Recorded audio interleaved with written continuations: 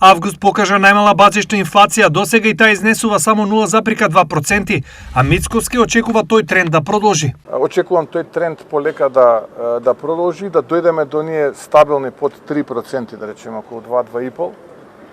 Тоа е она кое што го очекуваме во периодот кој што следи, но она кое што е важно е ако се направи длабинска анализа ќе се види дека на месечно ниво за прв пат базичната инфлација е во негатив, односно во минус. Тоа е добар индикатор дека имаме полека стагнирање и намалување на базичната инфлација, која што беше главен драйвер, двигател на генералната инфлација.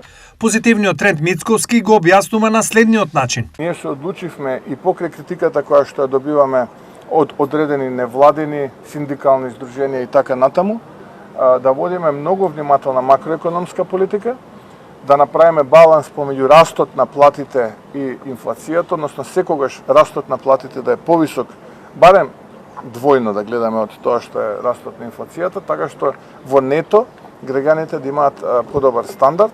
Така ќе продолжиме без интервенционизми, без би рекол политика која што пробавме, се обидовме во одредени случаи, тоа не доведе со плод. Интензивни се контролите на државниот пазарен инспекторат и на Комисијата за заштита на конкуренција. Каде конкретно има најголемо намалување на базичната инфлација? Во сите производи, зборам на месечно ниво.